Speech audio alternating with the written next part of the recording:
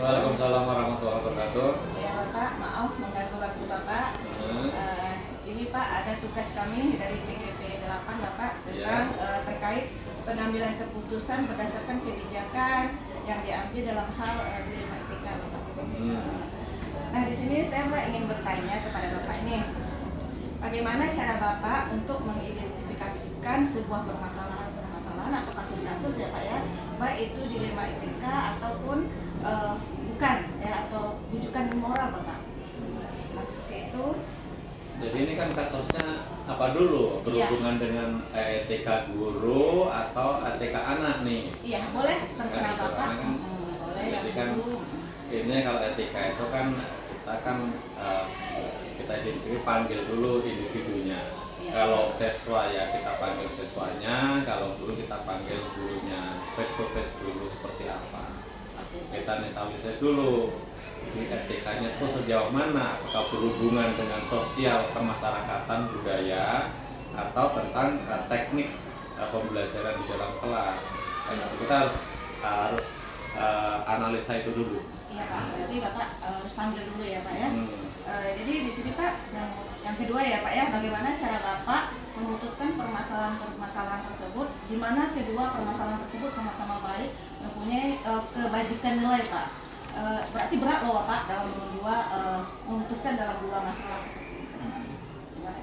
Jadi gini, kadang-kadang memang kalau berbuat kebaikan itu semua kadang-kadang baik.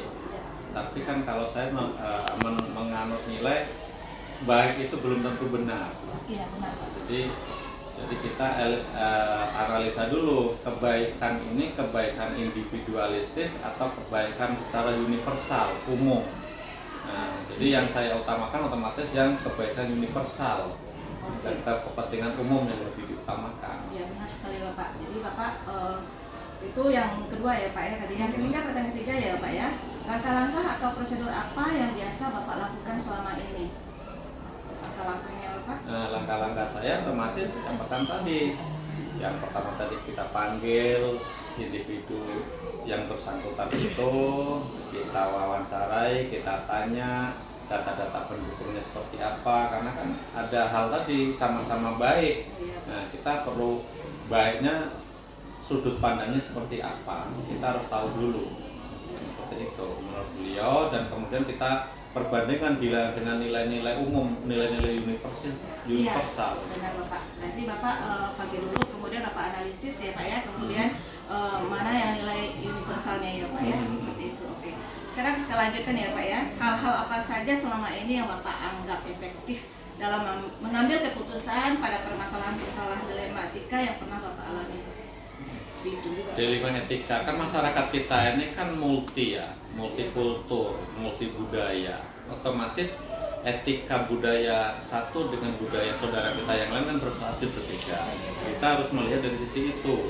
Jadi mengatasi budaya orang kita Minang dengan orang Jawa, dengan orang Batak, orang Bugis kan pasti berbeda. Kenapa? Menurut orang Bugis ini tidak bermasalah, rupanya bagi ini. Makanya tadi saya utarakan yang universal secara umum, jadi tidak sektoral atau sukuisme, tidak. Kan ini contoh agama A, agama B. Kan bisa jadi kalau masing-masing agama kan nanti kesimpulannya masing-masing benar. Makanya kita tadi saya bilang kebenaran universal secara umum, karena ilmu kemanusiaannya yang saya utamakan, karena ini kita bermasyarakat. Ilmu kemanusiaan ya, ilmu kemanusiaan yang kita ini. Intinya tujuannya sama-sama kebaikan ya Pak ya. Universal dan kemanusiaan. Universal dan kemanusiaan. Oke. Cuma mempertimbangkan latar belakang tadi, latar belakang budaya, sosial, mungkin agama dan kepercayaan. Iya, oke, baik Bapak. Oke. Nah, dalam mengambil keputusan ini pasti ada tantangan ya Pak ya. Nah, bagaimana cara Bapak menghadapi atau mengambil keputusan dalam suatu tantangan tersebut Bapak? Nah, tantangannya otomatis tadi kita selami dulu lah individu permasalahan itu. Mungkin mengatasi saudara kita SSA akan sangat berbeda jauh dengan cara mengatasi SSB. Yang jelas setiap permasalahan yang menurutnya tidak bisa disamaratakan.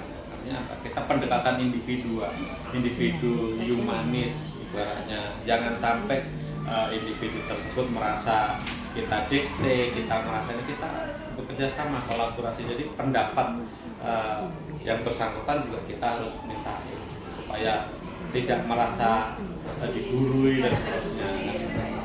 Iya. Oke. Lanjut ya Pak ya? Ya, silakan. Baiklah Pak, nah dalam hal ini apakah ada seseorang atau faktor-faktor apa yang mempermudahkan atau membantu Bapak dalam mengambil sebuah keputusan dalam permasalahan ini? Ya, faktor-faktor apa? Yang jelas lingkungan ya. Nah, ketika individu itu bergaul, kalau siswa kita panggil rekan-rekan dekatnya, seperti apa pergaulannya. Kalau guru begitu juga, artinya kita harus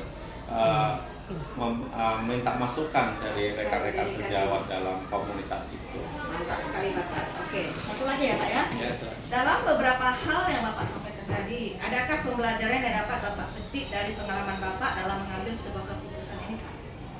Ada, yang jelas kan itu tadi, kita hidup ini kan pasti hal-hal kayak gitu pasti ada dan pasti terjadi. Cuma kan kita harus bersikap bijak. Nah, kita harus bijak dengan tadi yang saya katakan tadi.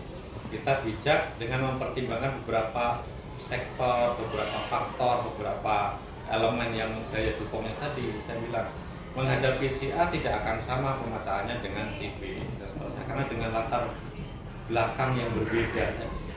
Oke, mantap sekali Bapak. Terima kasih banyak sekali saya Bapak ya sebagai CGP ini tugasnya memang luar biasa ya, sampai wawancara kepala sekolah ya Pak ya.